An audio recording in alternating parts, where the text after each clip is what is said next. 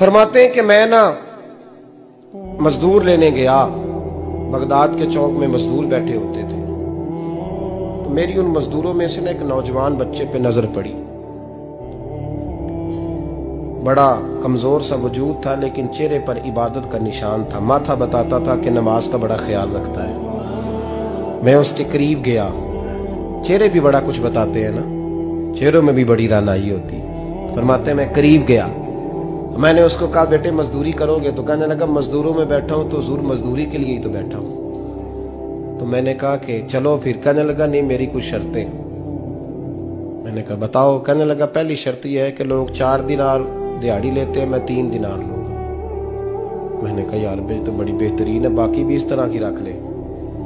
उसने कहा हुजूर दूसरी शर्त यह है कि मैं आपकी मुकम्मल बात मानूंगा, लेकिन जब अजान हो जाएगी फिर आपकी नहीं सुनूंगा। तीसरी बात उसने ये की कि हुजूर मैं आपके घर में काम करूंगा पर आपके किसी सवाल का जवाब नहीं दूंगा। कहते मैंने कहा यार तू बड़ा अजीब है, शर्तें तो मालिकों की होती हैं। कहने लगा जी बहरहाल मैं शर्तें लगा के जाता हूं। फरमाते मैं उसे घर ले आया, काम मैंने उसको बताया, तो जो काम मजदूर सारे दिन में करता है ना उसने 2 घंटे में कर दिया। हमारे मजदूर सिगरेट पीने में भी तो आधा घंटा लगाते हैं, वो चाय पीने जाए तो पौना घंटा। वहां उनको भी तो दयानतदारी करनी चाहिए कि नहीं करनी चाहिए? ने मुआहदा किया है ना जी, तो पूरा उतरना चाहिए ना।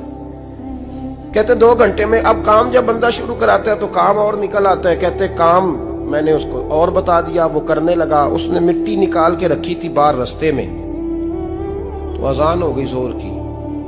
उसने वहीं कुदाल छोड़ी कही और चलने लगा। तो मेरा बेटा कहने लगा इसको जरा बराबर कर दो। कहने लगे चुप कर जा, तेरे बाप से बात हुई थी, जब अजान होती है तो मैं किसी और की नहीं सुनता, सिर्फ अल्लाह रसूल की सुनता हूँ। कहते हो मस्जिद चला गया, नमाज पढ़ के आया तो दोपहर का वक्त था। मेरी बीबी कहने लगी इसको को खाना खा ले। कहते हमने कहा खाना खा लो, तो कहने लगा मैंने रोजा रखा हुआ, रमजान भी नहीं था, नफली रोजा रखा हुआ। फरमाते हैं शाम हुई, मैंने 3 दिनार दिए, तो मैंने कहा तेरा नाम क्या है? कहने लगा मैंने आपसे कहा था मैं किसी सवाल का जवाब नहीं दूंगा। कहते वो चला गया। अगले दिन मैं फिर लेने गया उसे, काम कुछ और निकल आए, तो लोगों ने बताया वो सिर्फ हफ्ते वाले दिन आता है।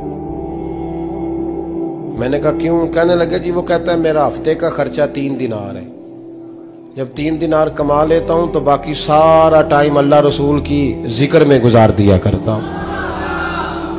फरमाते हैं जी अगले हफ्ते मैं फिर लेने गया, मैंने पूरा हफ्ता इंतजार किया कि काम उसी से कराना है।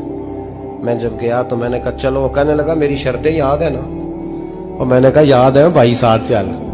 फरमाते हैं काम कराया, 2-3 हफ्ते वो आता रहा। एक हफ्ते में गया तो लोगों ने कहा हुजूर आज नहीं आया। क्यों? कहने लगे बीमार हो गए। कहाँ घर है? कहने लगे बगदाद के कब्रिस्तान के पीछे जो कच्ची आबादी है उसमें रहता है। फरमाते मैं गया, दरवाजे पे दस्तक दी तो कहने लगा हुजूर आप हैं? दरवाजा खोला है, आ जाइए। फरमाते मैं अंदर गया तो मैंने कहा तुम्हें कैसे पता चला मैं आया हूं? कहने लगा हुजूर अल्लाह वाले हो, आप नहीं आना था, वरना अमीर तो गरीबों का पता लेने कोई नहीं आते। कहते मैं करीब गया तो कहने लगा मैं आपका इंतजार कर रहा था, तेज बुखार है, तप रहा। जेब से कुछ पैसे निकाले, कहने लगा ये पैसे रख ले। एक अंगूठी निकाली,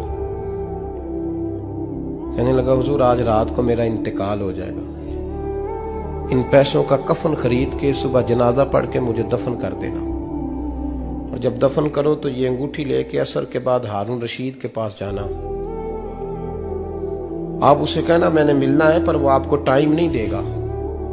आप उसको आवाज दीजिएगा कि तेरी एक अमानत है मेरे पास, फिर वो आपसे मिलेगा तो अंगूठी दे दे, फिर आप मेरी तरफ से फारिग हैं। हजरत फरमाने लगे तेरा नाम? और कहने लगा हुजूर वक्त थोड़ा है, आज रात मैंने जाना है, बड़ी लंबी माफी मांगनी है रब करीम से, अगर मुनासिब समझे तो मुझे अपने रब से तन्हाई कर देने। फरमाते हैं मैं आ गया पर उसकी बातों ने मुझे सारी रात सोने नहीं दिया। फरमाते हैं सुबह बड़ी मुश्किल से सूरज निकला, मैं गया दरवाजे पे हाथ रखा तो दरवाजा खुला हुआ था। अंदर दाखिल हुआ तो खुशबुएं मेरा इस्तकबाल कर रही थी। जब चेहरे से कपड़ा हटाया तो उसका तो इंतकाल हो चुका। इंतकाल हो चुका है, ऐसे है जैसे किसी का दीदार करके सोया।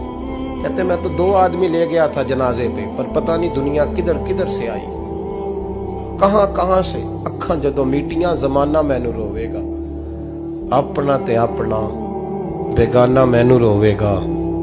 फरमाते हैं मैं तो 2 बंदे ले गया था, पर पता नहीं मखलूक कहां से आई। जनाजा पड़ा, दफन किया। हारून रशीद के पास में असर के बाद गया, मैंने बुलाना चाहा पर बादशाह था, मेरी तरफ देखा ही नहीं। मैंने उसको कहा तेरी एक अमानत मेरे पास है। फरमाते हैं वो मुझे कोने पे ले गया, क्या बात है, कमरे में बुलाया, मैंने अंगूठी दी। हारून रशीद तो चीखे मारने लगा, कहने लगा अंगूठी वाला कहाँ है? मैंने कहा वो तो इंतकाल कर गया। कहने लगा मुझे कब्र पे ले चल। कहते मैं कब्र पे लाया तो वो लेट गया, तड़प के रोने लगा। मैंने कहा मेरा कलेजा फट जाएगा, ना उसने कुछ बताया ना तूने बताया, ये कौन था? तो हारून रशीद कहने लगा ये मेरा बेटा था। मैंने कहा तेरा बेटा और मजदूर? कहने लगा हुजूर ये हजरत दाऊद ताई के पास बैठा करता था, उनका मुरीद था। मुझे रोज कहता था अब्बा तूने बड़ी दुनिया इकट्ठी कर ली है, मरते वक्त तुझसे टांगे समेटी नहीं जाएंगी, इतना हिसाब नहीं तू दे सकेगा। मैं इसको समझा देता, इसकी अम्मा समझा देती। ये रोज हमें कहता छोड़ दो, आ जाओ अल्लाह रसूल की बारगाह में झुक जाएं। हम समझ। एक दिन ये चला गया, कहने लगा फिर तुम्हारा रास्ता और है और मेरा रास्ता और है। ये सोने की अंगूठी गलती से इसके पास रह गई, गलती से हीरे की अंगूठी चली गई।